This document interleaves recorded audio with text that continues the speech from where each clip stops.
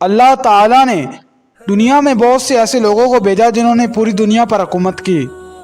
انہی کے سرفہرست میں فرعون ولید بن مسیب بن ریان، جو کہ حضرت موسیٰ علیہ السلام کے زمانے میں تھا، اس نے خدائی کا دعویٰ کیا اور وہ بدبخت اللہ تعالیٰ کی دی ہوئی نعمتوں کو بھلا بیٹھا۔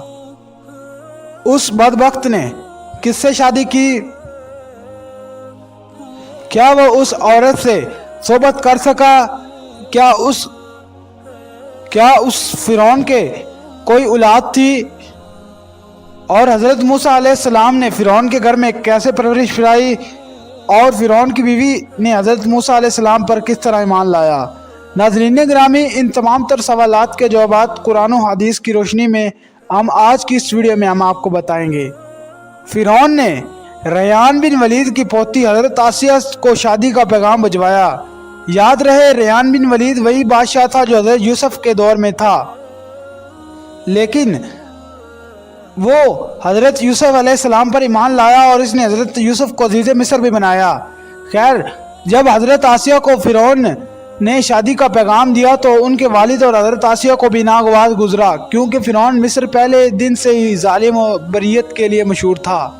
لیکن فرعون نے اپنی بادشاہ کے زور پر جبر سے حضرت آسیہ سے شادی کر لی اور دھمکی دی کہ اگر یہ شادی نہیں کریں گے تو آپ کے والدین کو قتل کر دیا جائے گا۔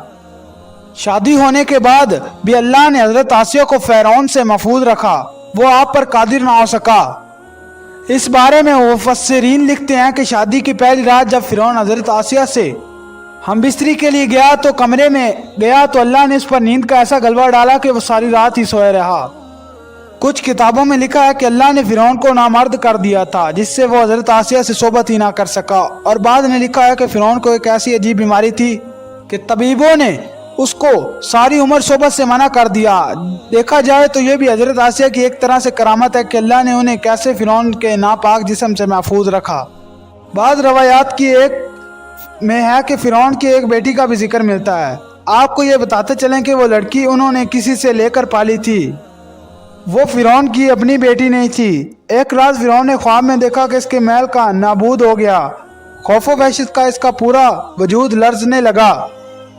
اس نے نجومیوں کو بلا کر ان سے اپنے خواب کی تعبیر پوچھی تو انہوں نے عنقریب بتایا، بنی اسرائیل میں ایک بچہ تمہارے محل اور تمہاری بادشاہ کو نیست و نابود کر دے گا۔ اس پر فرعون نے حکم دیا کہ بنی اسرائیل میں جس کے ہاں لڑکا پیدا ہو فوراً قتل کروا دو، اگر لڑکی پیدا ہو تو اسے نہ قتل کروانا، اس سے ان کی نسل باقی رہے گی۔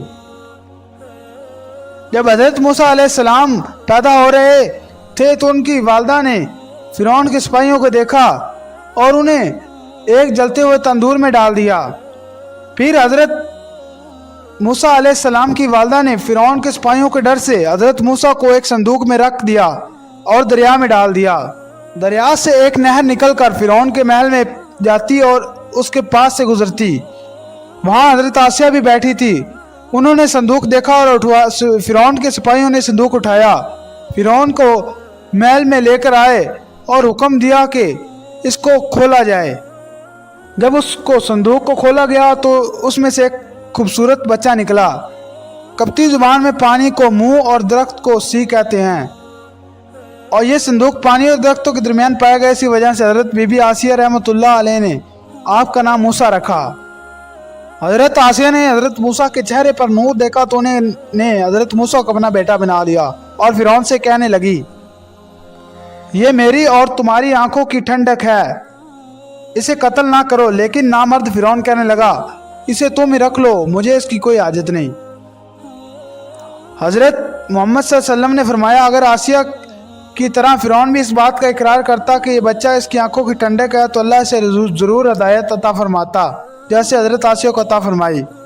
حضرت آسیہ علیہ السلام کو اللہ پاک نے قرآن میں عورتوں کے لیے نمونہ بھی قرار دیا۔ حضرت آسیہ کی شادی کے پہلے دن سے ہی فرعون کے ظالمانہ اور کافرانہ اقدامات کے خلاف پہاڑ بن کر کھڑی رہی۔ حضرت موسیٰ نے جب اعلان نبوت کیا اور جب محل میں جادوگروں سے مقابلہ کیا، یہ دیکھ کر حضرت آسیہ علیہ السلام حضرت موسیٰ پر ایمان لائے آئی، فرعون سے چھپائے رکھا۔ لیکن جب فرعون نے خدائی کا دعویٰ کیا تو اور لوگوں کو سجدہ کرنے کا حکم دیا تو حضرت آسیہ نے کھل کر میدان میں آ گئی، فرعون کے اس عمل کے سخت مخالف کی۔ جیسے ہی فرعون کو پتہ چلا میری بیوی موسیٰ کے خدا پر ایمان لا چکی ہے، اس نے حضرت آسیہ پر ظلم ڈالنا شروع کر دیے۔ روز دن رات ان کو مختلف اذیتیں دینے لگا۔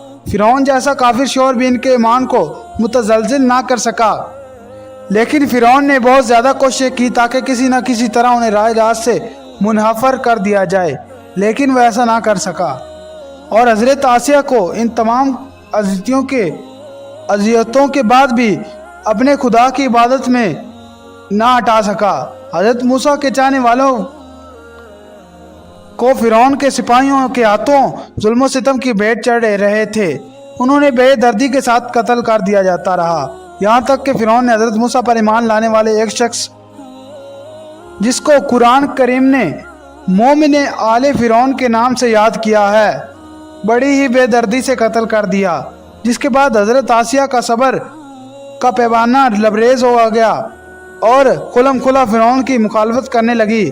فرعون غیظ و غضب کی آگ میں بھڑک کے اٹھے اور اسے اپنی زوجہ حضرت آسیہ کو بہت دردناک طریقے سے اذیتیں پہنچائیں۔